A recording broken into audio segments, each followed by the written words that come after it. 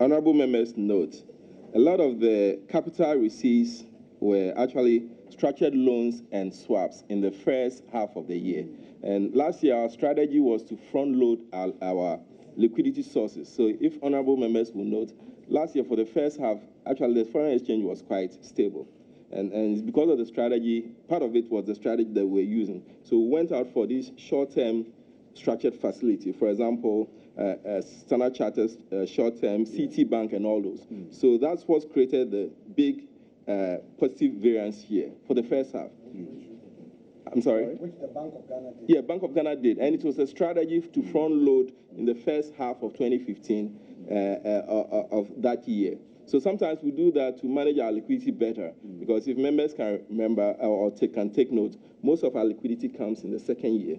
So if you, second half of the quarter. So if you front load in the first quarter, then you are managing your liquidity till you get your lumpy cocoa in the second half. So that's what explains the bottom part here, structured loan, swap, and all those. So we're doing more in the first half of the year. Okay. You are using, in managing our liquidity, our here refers to who? Mr. Chairman, I'm referring to the Bank of Ghana, but ultimately the Ghana. That is what I want to know. Yeah. Whether you are managing the liquidity of Bank of Ghana or liquidity of Government of Ghana. I'm managing the foreign receives liquidity of the country. That's what I want to know. Honorable Koshigan. Chairman, thank you very much.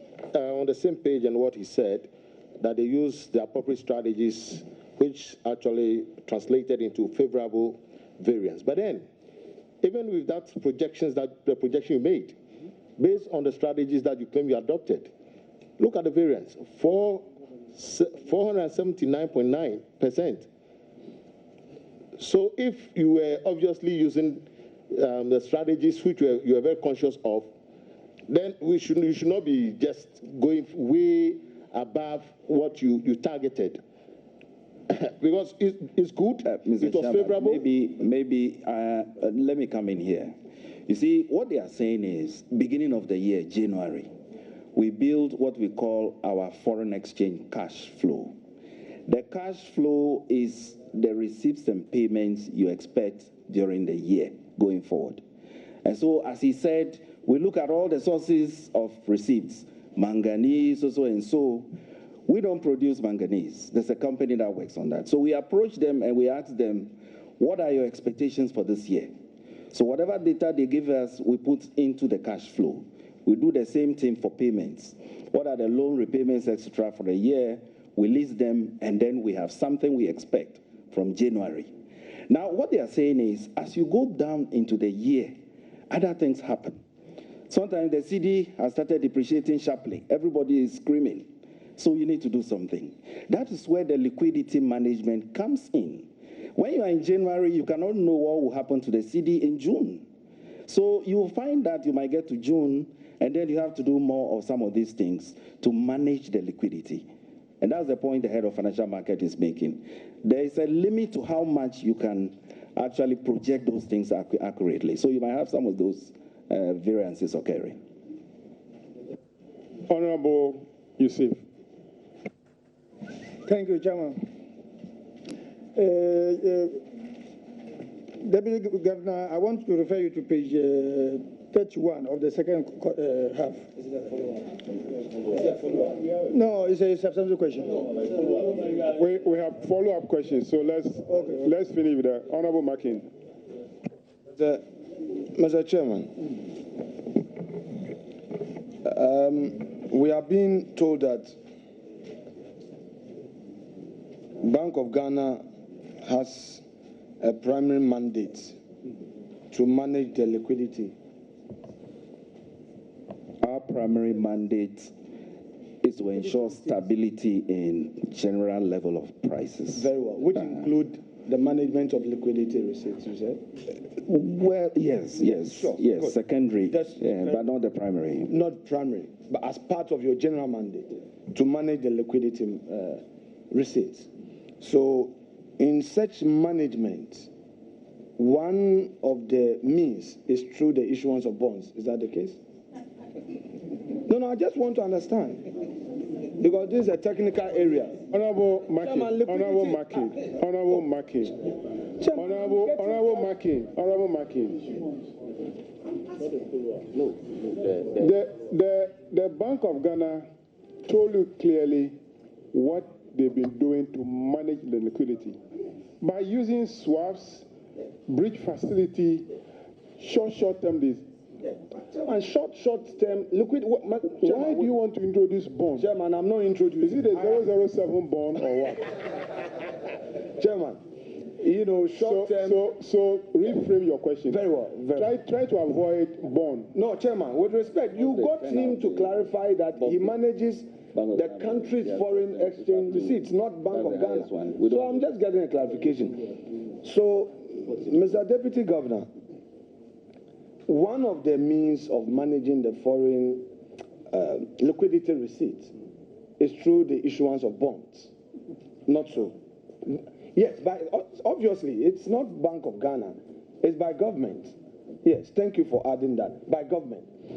Is it the case that as part of such effort, government of Ghana acts through the central bank for professional input? Well, Mr. Chairman, the process of issuing bonds, Yes. and then also, if you know how we operate together with the Ministry of Finance, we are talking every day. We are talking by the day. But at the same time, we have our respective roles to play. So if you talk about issuing a bond by government, that is government based on its needs. What we do is to take care of the foreign exchange side of the deal. But the actual structuring of the bond and whatever, those are in the domain of government exclusively. Now, if you talk about local, currency liquidity management, we issue monetary policy, bills, what we call Bank of Ghana bills. But these are highly short-term. It's up to 2 weeks. And it's something we do with the banks just to control liquidity in the interbank CD market, not the forex market. So that is what we do on our own. If it's about the forex bonds by government, that is what I said. Government has its side of the job. We have our side of the job. But we share information. As we speak now, they are doing the roadshow. The governor is there. We brief on the economy, the monetary part of the economy, etc. Thank you, Mr. Chairman. Thank you. I will not tolerate any question of that nature again. Honorable Ajakum. Thank you. Thank you, Mr. Chairman. Mr. Chairman, respectfully, I think that we've spent quite some time on this management of our forests vis-a-vis the stability, the microeconomic stability of the country. Macro, yes. Mr. Chairman, let me just ask our gentlemen. We are dealing with a galaxy of experts at the Bank of Ghana there. People who, from institutional memory, are capable of forecasting. What we are discussing here is about the issue of realistic forecast and best practices. We forecast, you just told us, you don't go in to do this, you visit the manganese, the various gold and the various company, and they bring you data. Based on the data, and that's where we as a committee, we are interested in you probing into the data, interrogating the data, and say, manganese, you say, based on the challenges that you have, you're going to give us so much this year. They just tell you and you take it. And then, please, let me finish mine. And so if you are saying that the data is given by the various companies, you doubt you specifically interrogating the data based on end year or last year, previous year, output. You are not doing us a great service because the best practices elsewhere, we don't have a variance that is so huge. 400 and something. Almost every and it's something that is becoming trendy. So, Honorable, your question so my question is that going forward, because we can belabor and you also be explaining, you can't come to, how do you curtail such thing and assure this committee? Because whatever you do, it is also going to be based on the way economic management would be programmed and planned. Can we have an economy like this program with such variance? So going forward, how do you ensure that this kind of report doesn't appear before the committee? Thank you. Thank you, Mr. Chairman, and thank you very much for your point. What we are not, we accept the point you are making. In forecasting, you want to minimize what they call your forecast errors. We're very much concerned about that. We are only trying to explain to you why some element of that forecasting cannot be deterministic. We are only trying to explain to you that if a manganese company, for example, thinks that the world market price of manganese is too low and therefore they reduce production down the road, it's difficult to capture that from the beginning of the year. But we revise our projections, our cash flow projections. We revise it. It's not as though we just set it from beginning of the year and that is it. No, we revise it as we go down the road. And we want to assure the committee we will try to do this better. We will do it more frequently. And the next time we appear, hopefully, we will not see this extent of variations. Thank you. Mr. Deputy Governor, the statements of foreign exchange receipts and payment, which was audited by the Auditor General before this report is produced, do you have this explanation that you are giving now as part of notes to the statements? I would imagine so. If you do, then we will know what we can ask the Auditor General to also improve upon their report. But if you don't have notes to explain reasons for these variations and variances, then we propose that those statements that which are audited by the Auditor General should have this explanation if there are any variances in the future. Mr. Chairman, I'm sure the Auditor General, they will look into their working papers and be able to bring that accordingly. Thank you. Now, is it on this? Follow-up? Okay, this is a final follow-up. Yeah, Chairman, on page 17 of the second report, paragraph 35. Paragraph 35, page 17 of the second quarter report. I realized that, I noticed that the director said their receipts are mostly in the second quarter. So I expected that the forecasting in the second quarter would have been better. But if you read capital receipts, the difference was over 1,000%. And that is where I want to ask you, why don't you, and your explanation is that you don't budget for bridging facilities. If the bridging facilities contribute about 80 to 70% of the money that you use to manage the economy, why don't you forecast for it?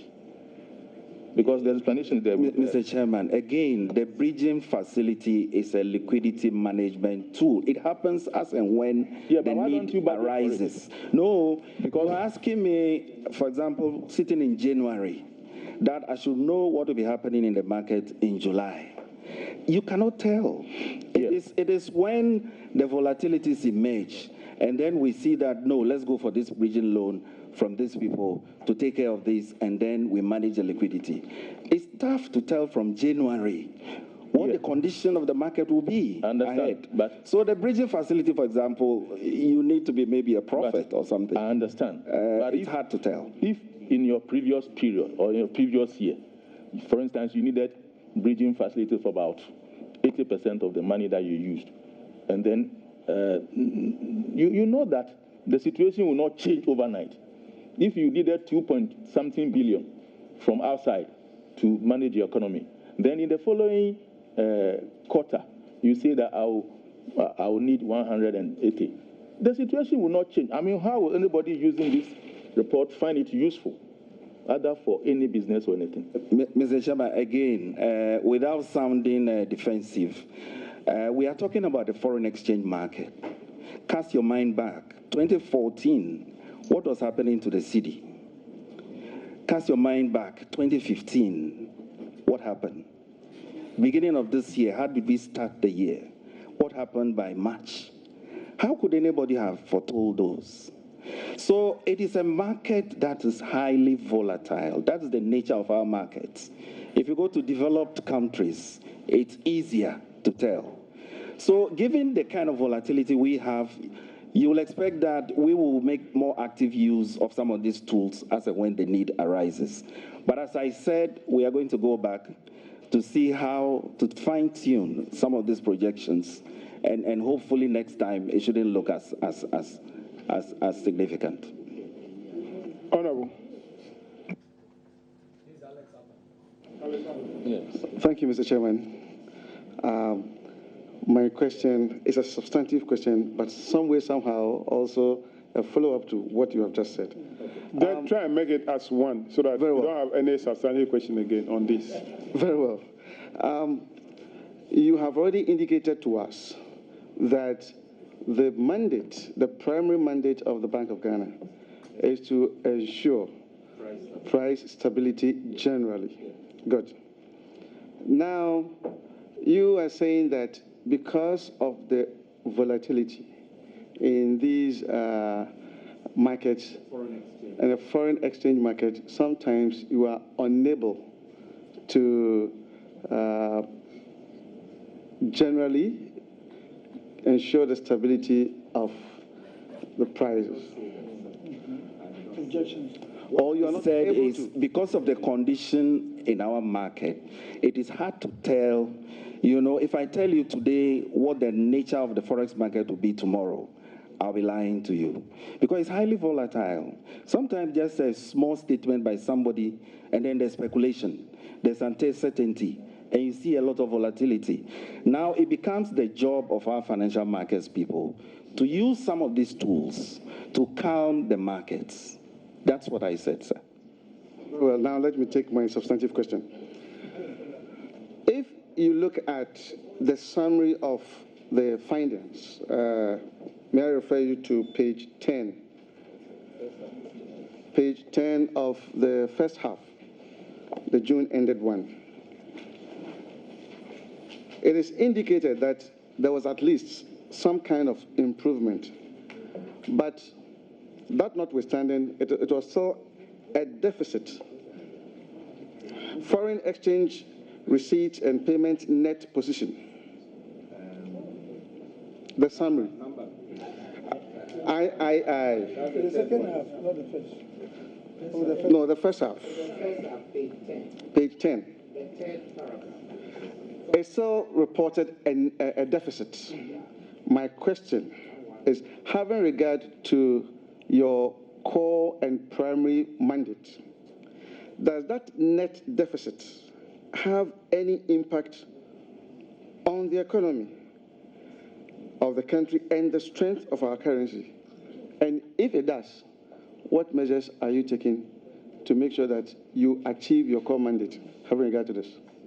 Thank you very much, Mr. Chairman. I think I said earlier that if you look at it in aggregate, over the last 3 years or so, the net receipts or net payments, as you call it, in 2014 was really big. It was in the region of about, I could get that number for you, close to about 700 million, 2014. In 2015, it halved to about $326 million. And that was in 2015. 2016, I would imagine the deficit has turned to a positive. This trend is very much in line with what we also see with the balance of payments figures. And that is why last year, the stability of the cedi was not surprising to us. What we are seeing is the trade account is improving gradually. For the first 3 months of this year, we've still seen again that the trade account is doing well, which is good. In other words, what I'm saying is the export side appears to be turning around over the last 3 years. So for policy going forward, what do we do to increase it even further? And I'm sure that is what you're asking about. What we can do, you know as much as we all know. How do we increase exports? The non-traditional export sector, there's a lot we can do there. We mentioned the issue about gold and other minerals. We are monitoring very well now, and we've seen that our monitoring alone has increased the export figures for gold and other commodities. And so we will continue to do our part. We will continue to maintain an appropriate policy stance. And by that, I mean the kind of policy stance that will support exports. Going forward, however, we have to continue seeing how we can develop the non-traditional export sector. And that is to do with anything apart from the 3 commodities that we currently export.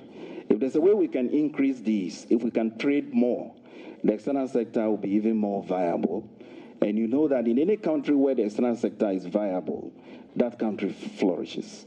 I'm sure I've answered your question, sir. Honorable the Deputy Governor, can you assure this committee that the good policies that have resulted in this positive result will not be changed to ensure that we continue? Well, Mr. Chairman, again... The Deputy Governor said, based on the policy decisions, the result have been positive. Yes. Can he assure the committee if they will not change that from that policy, so that the committee will know that in the future, the result will be far better? Yes, certainly, Mr. Chairman. You see, Ghana is a type of country they called small open economies. What that means is there are some things that are within your control, but then there are others that are not within your control. Part of the difficulties we have had from 2012 has to do with what happened to commodity prices. So going forward, the outlook is good. Gold is projected, prices in gold is projected to come up. Even cocoa, the outlook is that cocoa prices will pick up, and so we don't see significant threats there. But commodity prices in the global environment, Mr. Chairman, you know that it's not within our control. We don't set those prices.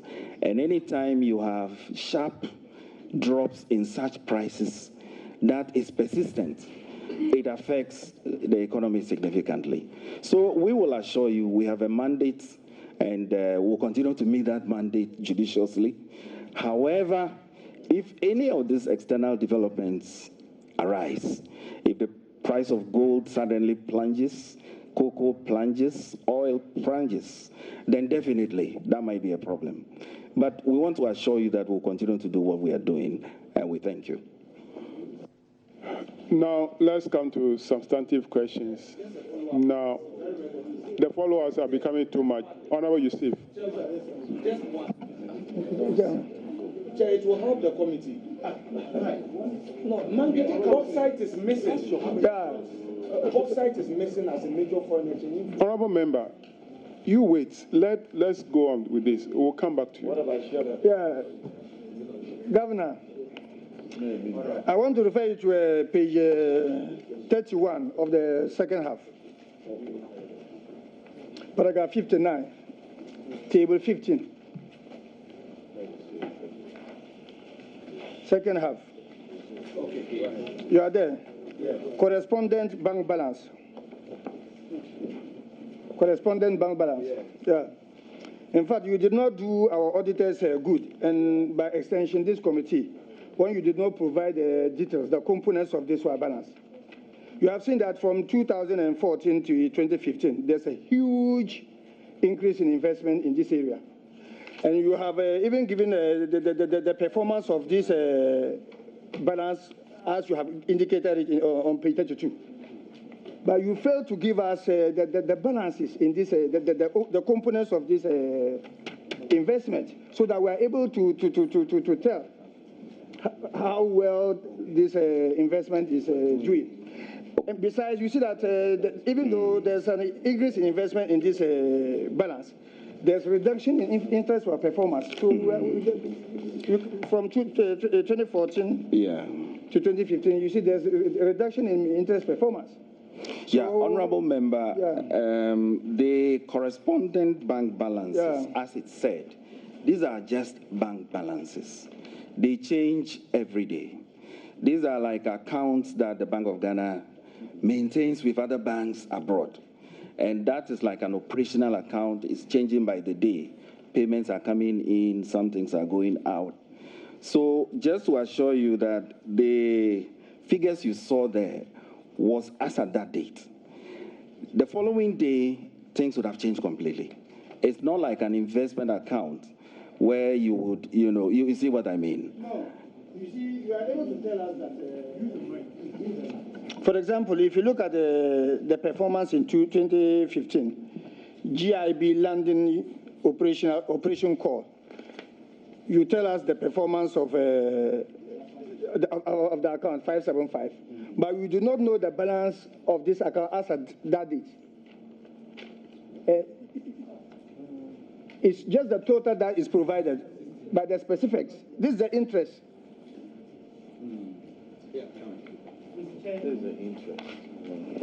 Mr. Chair, the specifics are with the external auditors. What happens that when we prepare the schedules, it is a part of the schedule that we give to them. And then they verify. That is the basis for which they also authenticate the interest bearings that we see, as Honorable has referred to.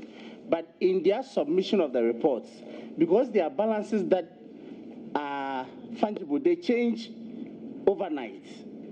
They don't include them in the various reports that they give to you. So our external auditors have all the bank balances. They have access to all of it. When they are auditing us, we go through it with them one by one, and then that's the basis for which they calculate everything. So it's information that is available with the external auditors. Thank you. Is it not because this is a statement of receipts and payments? You see, the bank balance is not a receipt. It's the interest which is a receipt. So I think that it's because this is a statement of receipts and payment, they are reporting on the receipts, not the balances. Chairman, we are talking about this one, the table is talking about reserve assets position. It's not on the receipts and payment section. This is reserve assets, the assets of the Bank of Ghana or government assets, 31st December. So we need to know the components of this corresponding balance so that we are able to review the interest as at that date. This is what is not there. It should have been there. And they are saying, according Chairman, to them, that the auditors have me, that is to say that this is a summary. So it means that all the figures we see in here are composite. Then they are further summarized again to give you the reserve position. And so a bank balance, as has been said by my colleagues, is just a stock position at a particular point in time, which will vary the following day, just by an addition of some overnight interest or a withdrawal that has impacted the bank balance. So we thought that for this, the purpose of this report, it will become verbose, and that's why the external auditors will verify the balances per our nostro accounts and relate them and see whether they tally with this and give you this summary. And so this is just giving you the corresponding bank balances, all the banks we have. This is just to summarize it for you. Thank you. Okay, Honorable. Mr. Chairman, in fact, I also want to draw the attention of the governor to an information I picked from Wikipedia, the free encyclopedia. Yeah. In fact, if you go to look at it, list of countries by foreign exchange reserve, excluding gold.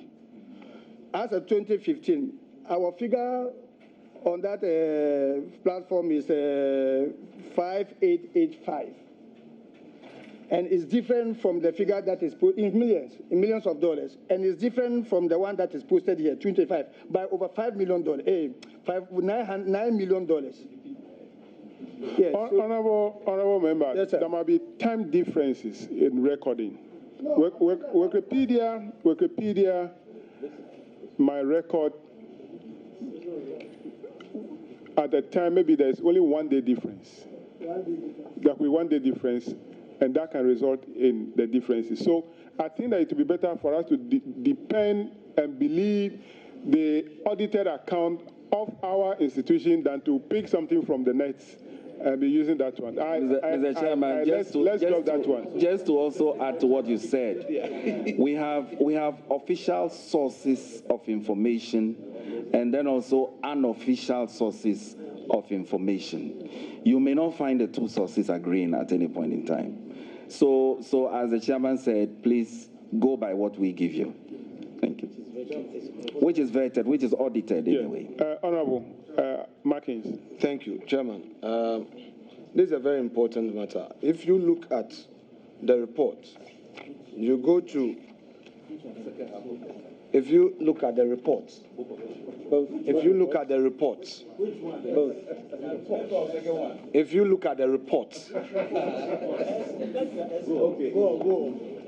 refer to second half of the year, page 16, you have paragraph 33, manganese. If you come to first half,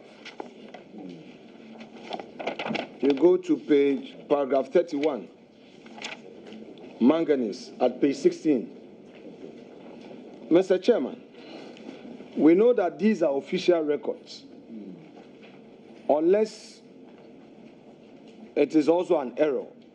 But I know for a fact that Ghana Bauxite Company Limited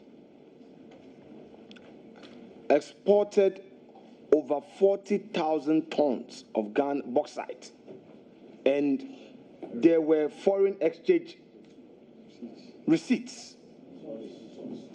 Oh, I'll come there. I'll come there, please. Let's listen to you. Please. Now,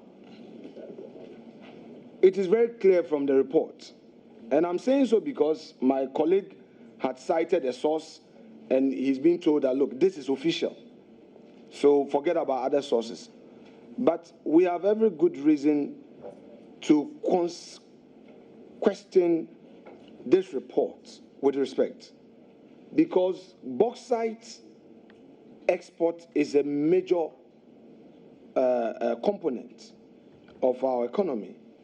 And if it is for the whole year, it was not captured at all, and we want to believe that this is a full report of our foreign exchange receipts, then with respect.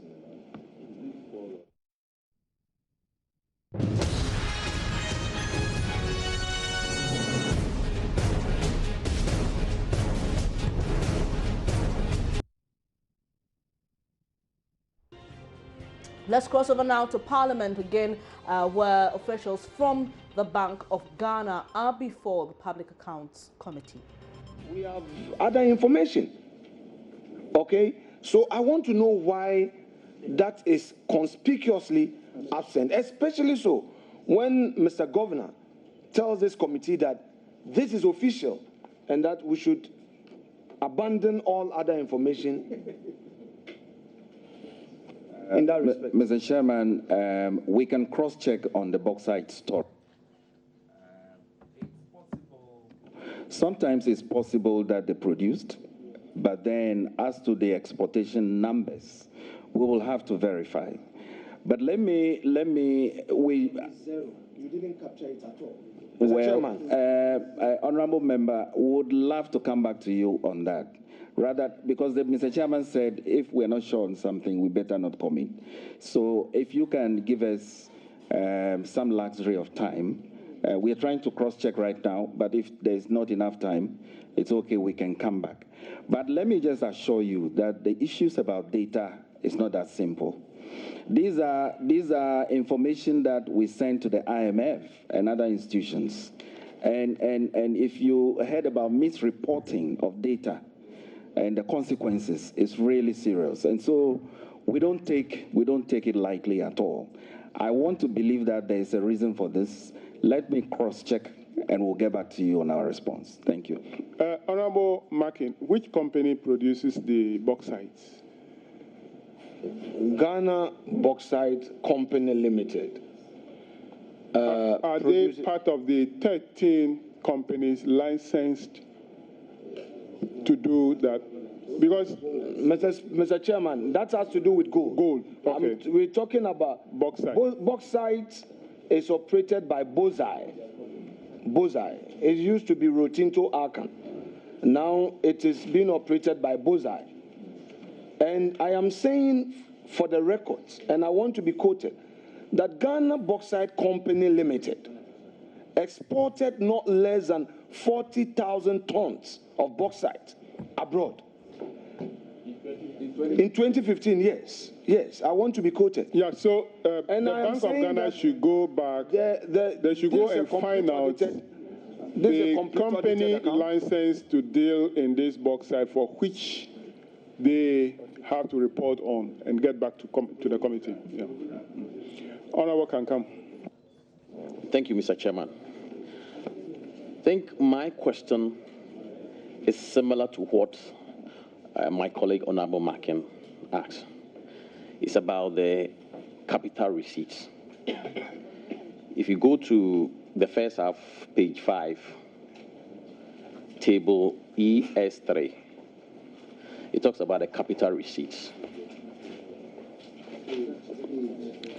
Page 5. That is the first round. Page 5, table EX3. It talks about the capital receipts. Mr. Chairman, if you go to page 16.2, I think details of the same book, page 16.2, details of the capital receipt was also given here. But Mr. Chairman, when my colleague raised the question about it, I'm sorry, I'll go to your uncomfortable zone about the bond issue. I think you did not allow him to continue with it. But if you go to chapter 13 of Ghana Constitution, article 183, 2B to be specific, I think it states that Bank of Ghana is the sole custodian of all monies in and outside Ghana.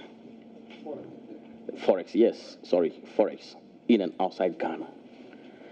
This is a situation whereby Ghana went to the bond market or issue bond in the money market, and something has come out of this deal that Ghana went into.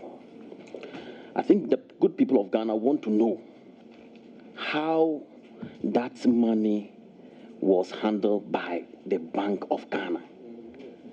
If Bank of Ghana sent some of the money to some banks, as it is also stipulated in the same article that I quoted earlier, that when Bank of Ghana, if you want to move some of these forests into different banks, Bank of Ghana is supposed to gazette the money and deposit the money to those banks.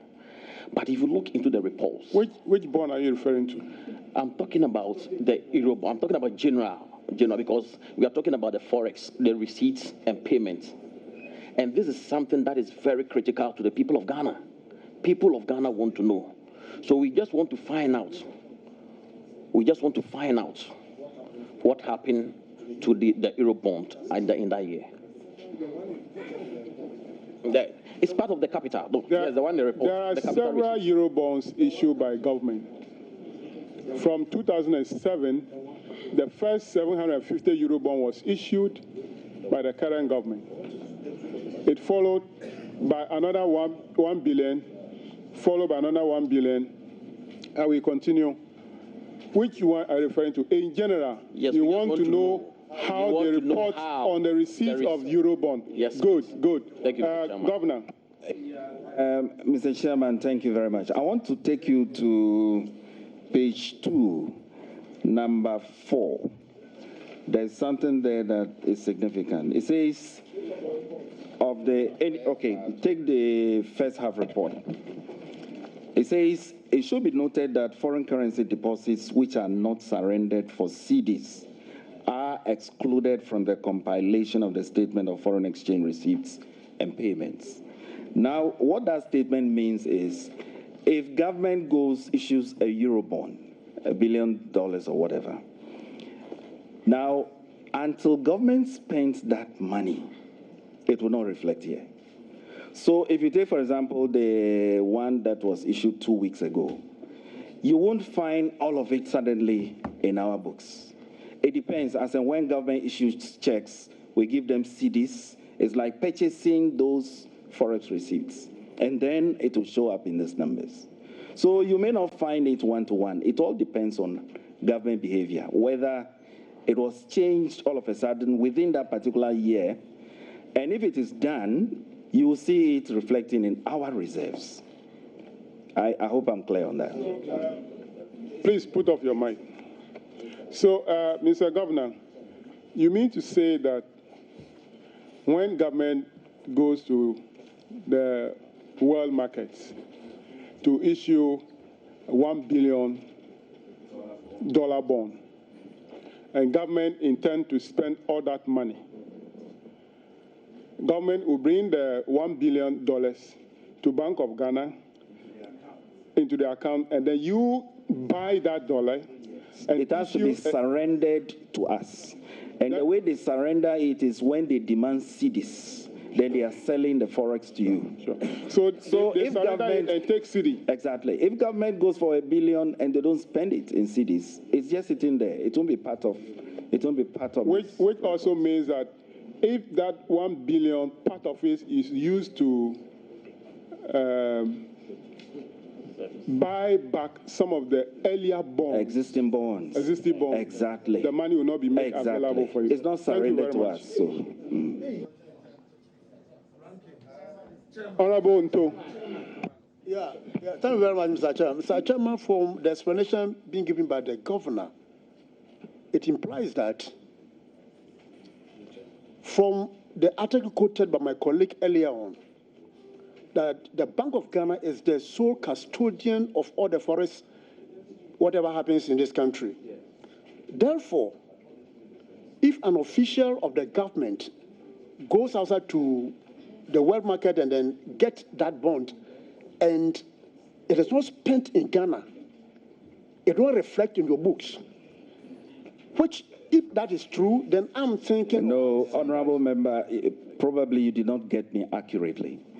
The way these things work is that Bank of Ghana has correspondent bank accounts across all these countries, in New York, in London, different banks.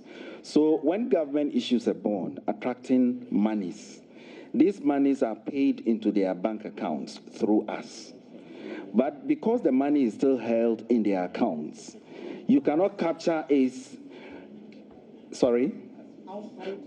the money is paid outside, but we have forex accounts for government. You know, we are the banker to government.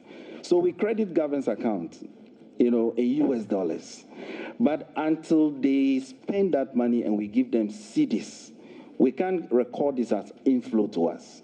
Because like the Honorable Chairman was saying, they can decide to use that again for something else. You know, so the same thing with commercial banks. Until those monies are surrendered, you won't see it reflecting in what we bring before you. Mr. Chairman, in addition to the question that I asked... Is it a follow-up question? Yes. Okay. So is the governor saying he doesn't know the amount of money that is held in the London account of the government of Ghana? Which of them? Is it GIP? Or... Did you say London or London? If the money is not brought in, they cannot, or if it's not brought into the country for government to spend investing for the city, that's not reflect in their accounts. Is that what he's saying? No, I don't think so. But Governor, can you respond to that? If you permit me, I'd like to just give the basic accounting treatment of these transactions. Like a banker-customer relationship. The funds, as you have said, when the forex is obtained, it's primarily registered in Bank of Ghana's foreign reserve account, which means we have custody of it. When we have custody of it offshore, it does not automatically translate into credit to government in cedis. It is now the choice of government whether that account should be credited to it in cedis or in forex. So if it decides that we should create a liability for ourselves in cedis for it, in other words, credit me with the forex, don't credit me with cedis. At that stage, Bank of Ghana deems it as unsurrendered. And so we record it, it's still in our nostro account, but we still don't have the absolute use of that forex. And so we still count it as unsurrendered. Don't know whether I'm making myself clear. So in that case, it's a liability to the government until such time that government at its own convenience decides that give me a dish of this and give me cedis of it and take a portion of this. Meanwhile, the thing is in our nostril. So the accounting side is not the issue, but it is now how government faces out the disbursement of that money. I hope I'm making myself Honorable, you are clear. Honorable, yes. You want to follow up? Chairman, I want the governor to make it clear. Are we being told, Governor, are we being told that for the bonds that were issued and receipted on behalf of the government of Ghana, it is either being held in the account of the government of Ghana still, or it has otherwise been used for other purposes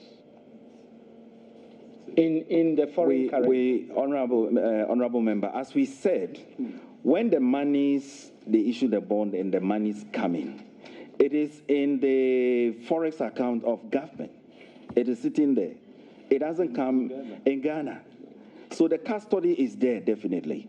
But in terms of reporting on receipts and payments, that has to be what has been surrendered to us. And that surrender happens when government says, give me the money in cedis. I hope we are clear on that. Honorable members. So if you come to the individual Honorable level, members. maybe it will be clearer. If you have a bank account with your banker, you have a forex account and you have a CD account, and you earn something outside, and you tell your banker that I've earned this, so will you credit me? Standard Chartered credits you in your forex. Until you tell them that transfer part of that forex into my CD account, it is not their money. Exactly, that one. So that is the kind of scenario we are talking about. It's on similar lines at the individual level. Honorable member, there is one thing that we should take note of. The reports that we are dealing with, or the mandate of the Auditor General in relation to this foreign exchange receipts and payment, is for receipts and payments of foreign exchange or transfers into or outside Ghana. Into or outside Ghana. Take that one on board before you ask your question. It's not any foreign exchange sitting somewhere. Once it's something into and outside Ghana, that is what the Constitution said. So let's factor that one when we ask your question. Honorable. Thank you, Chairman. Let's open to page 8 of half year ended 31st. Page 8, yeah, first half. No, first half. First half year ended June 25th. So Auditor General, unless this is an error, if you look at the foreign exchange reserve asset on page 8, there seems to have been increase in the reserve assets from 2004 figure to 2005 figure. But yet, you said this is a drop. I need to be educated about that. Well, I think we have discussed that issue. Issue is an increase, not a drop. So that report portion has been corrected. It's a Bank of Ghana deputy boss. I think on the issue of projection, and I was sitting here quietly and say, this banter, was it needed? You saw that, no, we are telling your projection they are always above board, out of the roof. I think what we also do is that we are all trying to also help you shape the institution very well. Because we are talking about forest here and there. Okay. But one thing in your answer to the substantive question, you said that... Are you the one provide the answer or his answer to the substantive question? No, that is a comment. So I'm in an answer to a substantive issue, you said that you don't have any questions, or the auditor did not raise any queries, and for that matter, you did not file in your response. Okay. But you ended by saying that it is only the internal control aspect that you have since improved it. But I beg to disagree, because first quarter is there. If you look at page 8, first half is there. You were advised to strengthen your internal controls and especially your supervisory role. You know, you were not the ones who went to the field to capture all this information that are before us, but you have to come and answer. It means that if there are lapses in your supervisory role, then there's a problem here. Emma, you left a word inside there. You said continue. Fine. No, but your answer is that you have since improved the system. But let's go. Second page, turn to page 9. Yes. No, the second half. Auditors came back and still a whole lot of issues they had with your internal control system and your supervisory lapses. May I ask, the question I want to ask that in their discussion, question here, there's a summary of general recommendations. The auditor's general report, the auditors, when they met your management and they were discussing your internal control systems and the supervisory rules, what were the details that either they discussed with you or was sent to you by way of letters of weakness or management report? Can you share with the committee some of the details? Thank you, Honorable Member. In fact, when I also received this report, that was my first question. I called him up, the head of internal audit, and I said, as far as our internal controls are concerned, I don't see any lapses. What is the issue? What I was told was that it wasn't about internal controls per se. It was about the fact that when the auditors came in, they needed certain data every now and then, and because these are compiled by different departments, different units, sometimes there were delays here and there, you know, and so that is what they are referring to. So that is the answer I was given. And let me assure you that if it comes to internal controls, apart from the internal audit department, there's a risk management department that looks into all these before any payment is made, before any of these transactions are finalized. It goes through the mill before it is effected. So in terms of controls themselves, I wouldn't call it a lapse per se, but it was, you know, as I mentioned, maybe some delays here and there that we will work on. So it's not as though there is lack of supervisory, no. But of course, we take your suggestion. We will see how to do this better. I think the Deputy Governor, I think in the opinion of the Auditor General, if the internal control system is perfect, they would have said that you should continue to maintain that perfection.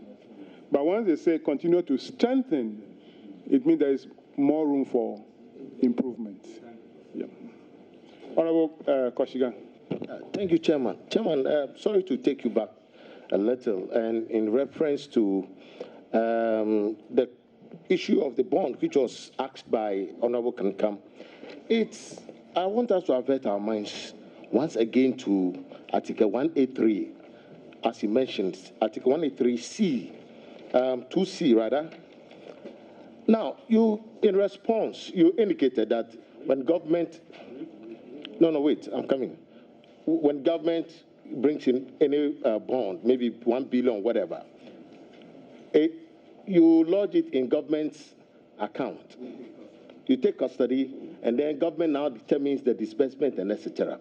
But I want to look at that vis-a-vis C2C of 183 of the Constitution, which says, as one of the functions of the central bank, should encourage and promote economic development and the efficient utilization of the resources of Ghana through effective and efficient operation of a banking and credit system in Ghana.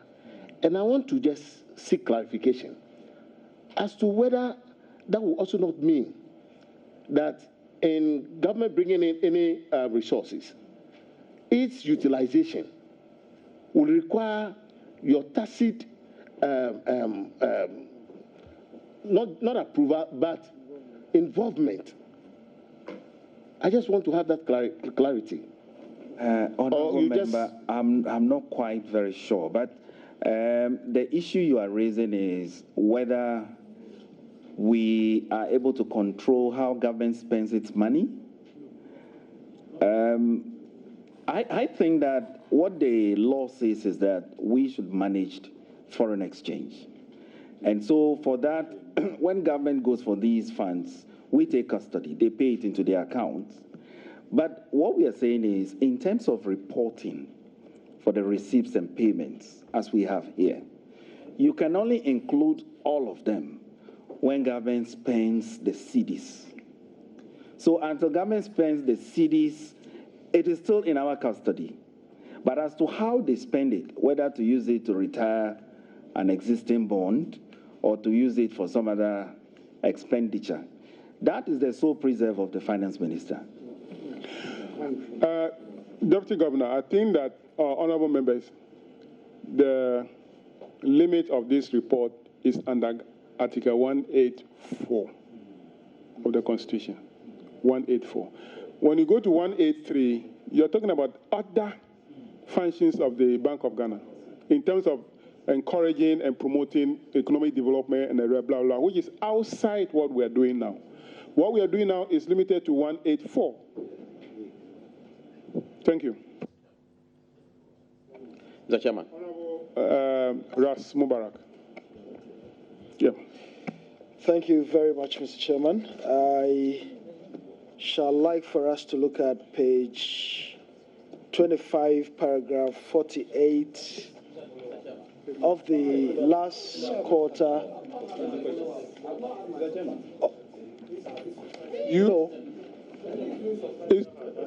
There is no rule that everybody is entitled to a follow-up question. You are saying that you do not have your follow-up, as if you are entitled to a follow-up for every question. No.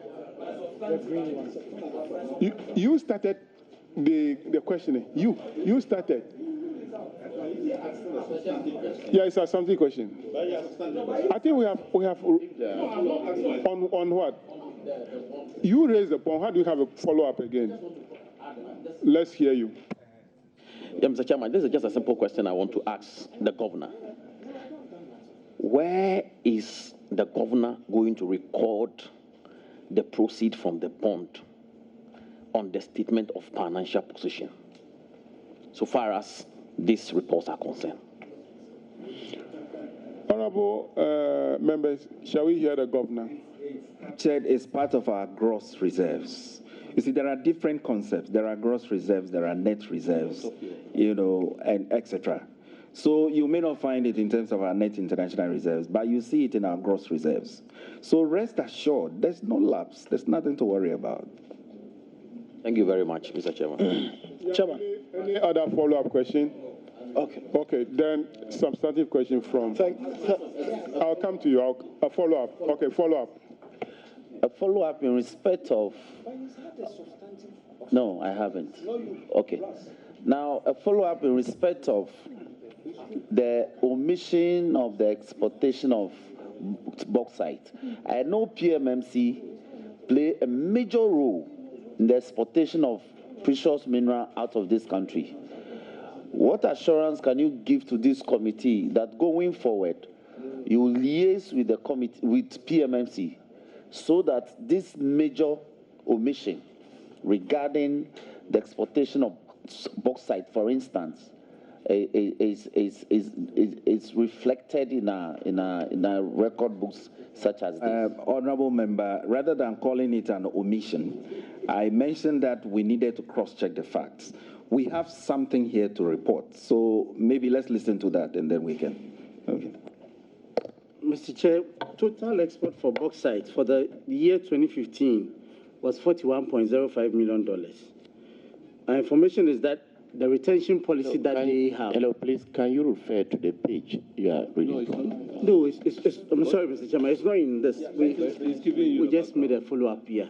$41.05 million for the year 2015. The retention policy. Go ahead. The retention policy indicates that they can take everything and keep. So we've asked for the exact clause so that we can finish the committee with it. So it is something that is being worked on currently. Yeah. Is it a substantive or you are doing a follow-up? Yes, that was let's get things clear. First of all, I would have thought that when they had that report, because on this platform, an honorable member has been asked not to rely heavily on Wikipedia.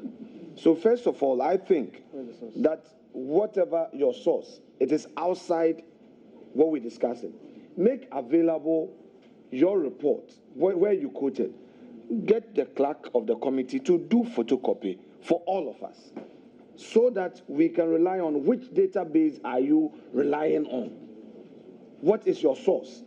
For how long has it been in existence? Because I said, bauxite did even more than manganese. The issue here is not about retention. It's about foreign exchange receipts. So whether retention or otherwise, we need to have it. That is the substantive matter. Honorable member, that's exactly what we agreed to do. You should first share. We will come back with a report on it. So rather than, if you can give us up to tomorrow, we will submit a formal report on the bauxite to the chairman, and they will make copies for members. Yes, we had agreed, Mr. Chairman, we had agreed to that. But he saw this leave of chairman to read from a report we don't have. And I'm trying to say that... Honorable member, the Bank of Ghana indicated earlier they have their source of reports. And I believe that is one of their source of report they were reading from. So we cannot disallow that. No, problem. What will happen is that they will certainly have to furnish the committee, the chairman for that matter, with that report. So just drawing their attention.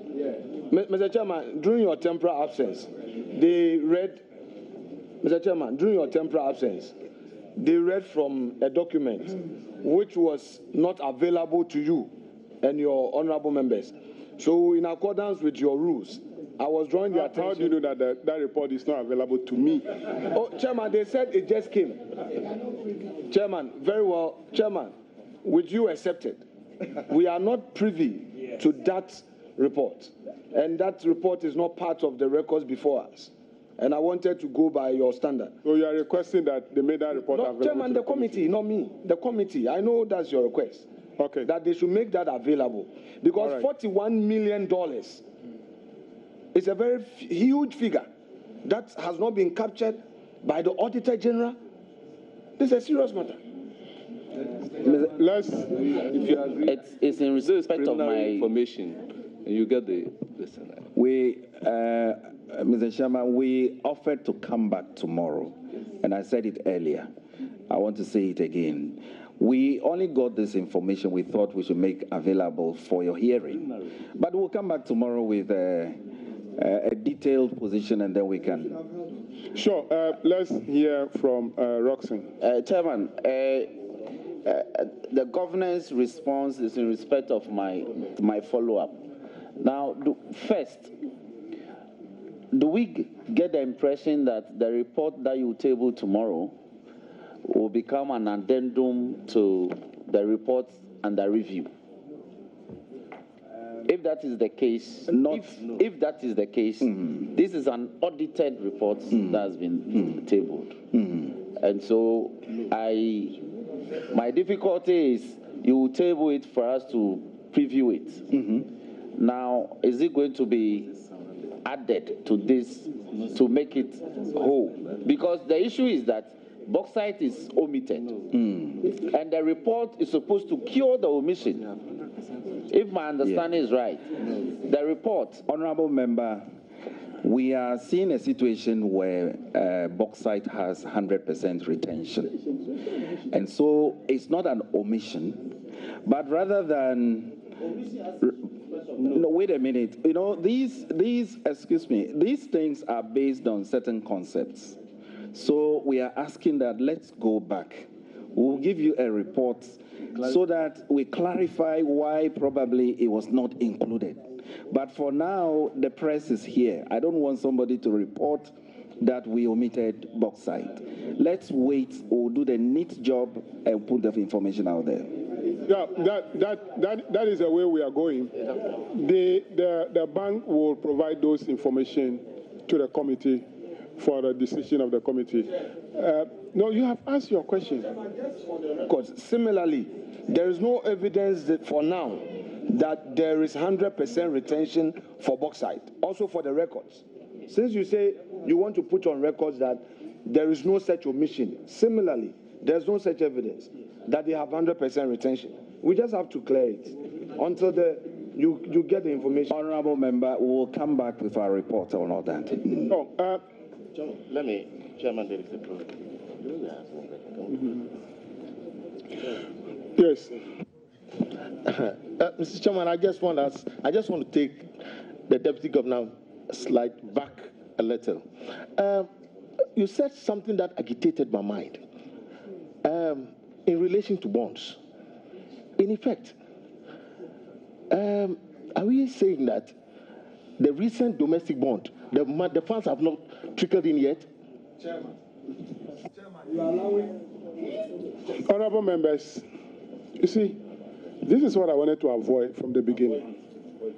And you push me and I've allowed question to be asked on the bond, so I'll allow this one too. I think it's important we clarify it. We mentioned that Bank of Ghana immediately takes custody. Order. We take custody of the forex proceeds. So those proceeds are right there in government's account with us. But what has happened is government did not offer to get all the CD equivalent of the proceeds immediately. So if we were to report that day on our, to give you a statement of our receipts and payments, you won't find the entire 2.2 billion there. From that time till now, government has been spending gradually. The head of banking is here. If he's allowed, he could give you further information. Government has been drawing CDs gradually. And as and when they draw, this now comes into our reserves. I'm not sure if that helps. Mr. Governor, let me come in myself. When the bond is issued through Eurobond, who paid the forest component to government's account with the bank?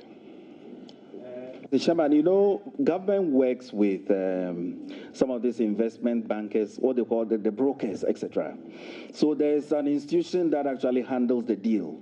They receive the proceeds, and there's a dedicated account into which that broker should pay the monies. So what we are saying is that they immediately pay that into, our system. Which means that is government that is paying that money, or government is yielding the forex to us. Yes, it's government that is yielding the forex to you. Yes. In the recent one which was issued, who yielded the forex to you? Head of banking can tell you, but essentially the forex came. Okay, financial markets. All right, come in. You want to come in? But I just want to know. Go ahead. We all want to know who Mr. Chairman, brought in the forex. Mr. Chairman and honorable members, This bond was issued through a book runner system. So we had a number of managers running it. So Order. As you will know, this was a CD issued bond for which the investors brought dollars to cover. The book runners will collect all of the dollar proceeds, and that is deposited in an account which is in the custody of the central bank. So as and when government need the money, they will instruct you and you give them the CD. But you are having the dollar. Just like when it's a Eurobond issue, you have the dollar, and government instruct that you pay the CD. Thank you very much. Chairman, colleagues. Honorable Chairman, Ajekum. colleagues, Okay. Before you. Colleagues, we have a standard practice here, and that is we have a substantive issue to deal with, and we need to concentrate and deal with that. What will happen is that before the Governor of Ghana leaves here, we will give a time for people to ask public interest questions, which indeed you can ask some of those questions. Other than that, we will veer off from what exactly we want to do. So I'm pleading with all of you, let's deal with the report. When we finish with the report and there's a matter of importance or public interest questions, we may be given the opportunity to ask such questions. So let's all go by the rules of the game. Thank you very much. Chairman. Thank you. Thank you, Mr. Chairman. The Chairman, with your indulgence, I would like you to turn with me, members turn with me to, first of all, to paragraph 29 of the first half.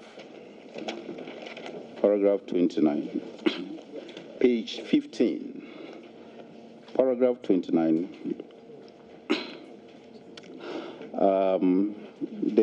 The second part of that paragraph, gold inflows represented 6.2%.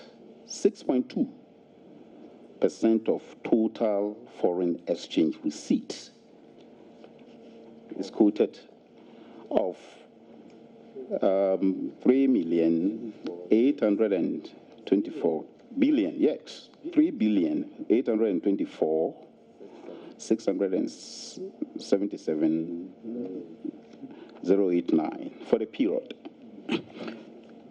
That is 2015. If you go down, you'll realize that there has been some kind of unfavorable variance there, paragraph 30, if you read that projections here. But you have just intimated to us that the outlook looks very good. Mr. Chairman, what we are doing here, the ultimate beneficiary is the sovereign people of Ghana. The gold exploitation, everything that we are doing. I just want to find out from you, your site inspection, for which you intimated that sometimes your officers go. Is there a way that when you go to the licensed gold mining companies, is there a way you are able to, in consultation with the Mineral Commission, assess the social impact, the social cost, the opportunity cost involved in getting this gold? And if you do, is there a way that you actually made some kind of submission to the auditor? Because as we are seeing now, the goal that we are all crying for, 6.2%, but the havoc that it has caused us somehow negate whatever we are realizing. Have you in any way given some kind of policy suggestion, or is there any way that you stated something to the auditor in terms of your site inspection and all those kind of things. If you can brief the honorable member, what I want to say. Governor. Yes. Please, I have to give you the chance to answer the question. Yes, yes. The question is not for the Bank of Ghana. Yeah. It's for Minerals Commission. Yeah. So I will not allow, or Mines and Energy Ministry or whatever. So I will not allow Bank of Ghana. So, Mr. Chairman, the only thing I would want to say, not about the social impact side, is that our position is that for every gold that is exported, we want to see the equivalent repatriation happen. So in 2015, what I said was that we increased our monitoring system, and then we put in place the electronic system he spoke about. And we've seen a huge increase in the amounts. So our position is, for the amount that we are mining now, we want to get the full benefit of it. The issue about whether we want to, the social part, as the chairman said, I would want to leave that one. Thank you very much. Now I'll go from my left, one. If you ask a follow-up question to any question, you now have the chance to ask if you have any substantive question. So, Mubarak. Thank you, Mr. Chairman. May we look at page 25 of the second half report, paragraph 48. Yes, it talks about manpower, training, and development. And this is of the second half, yes. This is on allowances that government paid to sponsor students abroad and government staff and training abroad. Now, the amount paid for this period for 2014 rose from $12.714 million in 2014 to $22.456 million in 2015. That's an increase of over $9 million.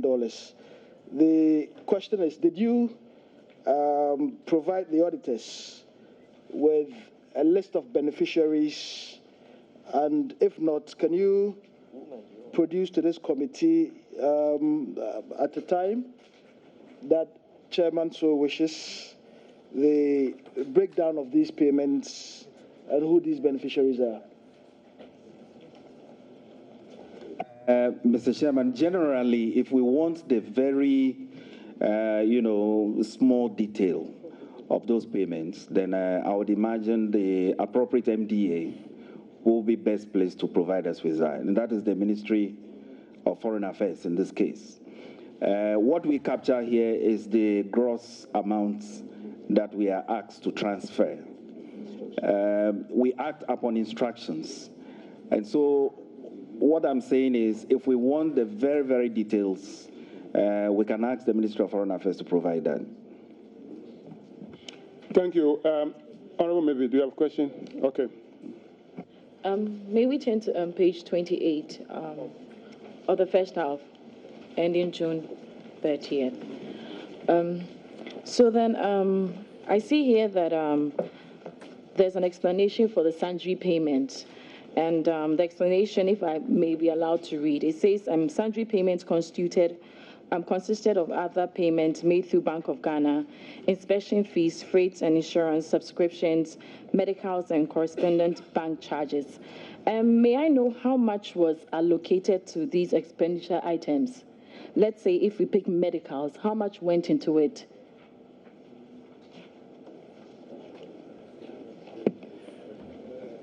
Paragraph 55. Mr. Chairman, there's a schedule behind the whole thing that gives a lot of detail. In fact, it starts from page 35 or so. But usually when we refer to Sundry, it means they are very miscellaneous. And for that matter, it is only when you make specific requests that maybe we'll dig into the records and then give you special. But anytime we put something Sundry, it means they are so miscellaneous that it will not be, it will be verbose to put them here. Yeah, so unless we have something specific. Okay. Yes, Honorable. Do you have any question? Next, Alex. The way you have set the parameters makes it a bit uncomfortable, but that notwithstanding, yes, you are saying that, but let's turn to paragraph 51. Let's bigger. Paragraph 51 of the first half.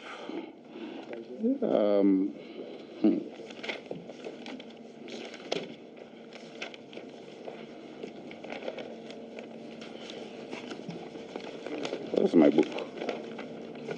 That's on the embassy. Yes. Yes, 51. On the embassy transfers. There was a very huge, and then the statement is that the embassy transfer constituted about 31.1% increment, yeah. And over, yes, rise. So can you just explain to what might have caused that? There wasn't any extent. Within 6 months, we are spending so much on the of our foreign exchange on these transfers. What is it? Were they under some fire that will make them leave and we've spent so much? Yeah, Mr. Chairman, as I said earlier, I'm sure it will be useful if we ask they themselves to provide details on these. We only take instructions, and so we won't want to take the lead in this. Thank you. Honorable Bauer. I would like us to look at the second report, page 23 on table 10. I want to find out the difference between the IMF loan repayment and the interest. If you look at, you see that there's an amount of 35 billion, 469,000, and then the interest. Whether it could be, well, I mean, it could not be segregated. Mr. Governor, have you seen it? The second half, page 23.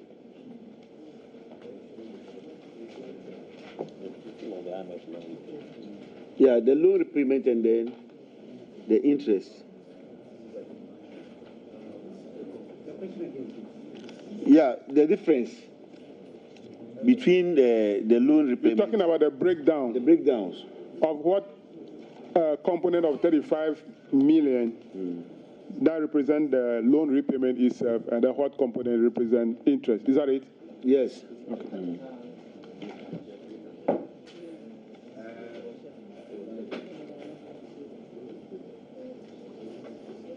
There's the schedules at the back of the report, and some of these details are there.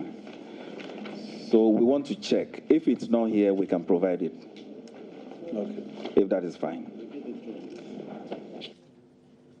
Okay, we'll give you time to go through. If you find it, you can bring in. So, Honorable Kankam, if you have any question, next.